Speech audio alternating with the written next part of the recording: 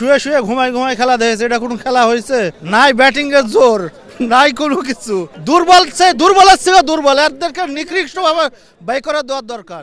এ তো খালি বিসিবি থেকে বলেছে। বর্তমানে যে স্কোর এতে যে ফাইটিং স্কোর হয় না, দেশ সব দেওয়া লাগে ফাইটিং স্কোরে। বোলিং ফিনিশিংটা ভালো হয়নি। নোয়াখালী হারলেও সাপোর্ট করব, জিতলেও সাপোর্ট করব। কোচ সুজনের কথা কি বলবেন? কোচ সুজন কি আসলে দলটা কতটা গুছিয়ে? ভাই কোচ সুজন চলে না ভাই। কেন মানে আসলে তার আসলে সময়টা বেশি খারাপ কিনা?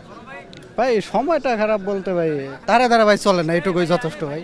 ভাই কোচ সুজন আমার পছন্দ না, একদমই পছন্দ না, তো চলেই না আমার কাছে। Gold's Gym across 30 plus countries. With over 700 plus locations worldwide. Train anywhere, belong everywhere. শুয়ে শুয়ে ঘুমাই ঘুমাই খেলা দেখেছে, এটা কোনো খেলা হয়েছে?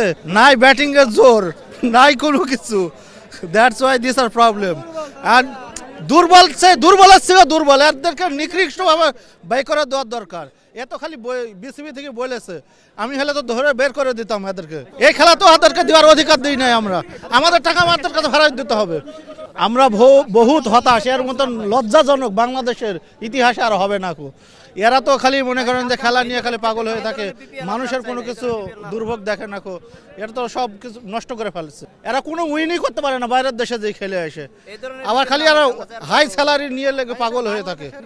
আমার প্রিয় ক্রিকেটার তামিম ইকবাল নাইখো। তামিম ইকবাল ইস্যু তৈরি করে দেয়, প্লেয়ারেরা এদিকে এরা নিয়ে পাগল হয়ে থাকে। তামিম ইকবাল এখন বাদ, এখন নতুন মানুষ চাই। এখন নোয়াখালী চেষ্টা করেছে, চেষ্টা খুবই ভালো চেষ্টা করেছে, বাট আনফরচুনেটলি হয়নি। ফিনিশিংটা ভালো হয়নি, বোলিং ফিনিশিংটা ভালো হয়নি। খারাপ লাগার কিছু নাই, স্বাভাবিক। এটা হার জিত আছে, খেলা মানে কি জিততে হবে যেমন তো কোনো কথা না, হার জিত নিয়ে সব কিছু। তো আমরা নোয়াখালী যেহেতু নোয়াখালী হারলেও সাপোর্ট করব, জিতলেও সাপোর্ট করব। এটা নিয়ে নোয়াখালী যেহেতু সবার লাস্টে টিমটা গোছানো করছে, সবার লাস্টে এসে নোয়াখালী যেহেতু করছে, আমি মনে করি যে আলহামদুলিল্লাহ অনেক কিছুই করছে। হার জিত খেলারই একটা অংশ। আর হতাশা, নোয়াখালী আমরা যতটুকু প্রত্যাশা ছিল নোয়াখালী টিম আমাদেরকে অতটুকু দিতে পারে না, এই জন্য একটু হতাশ আছি।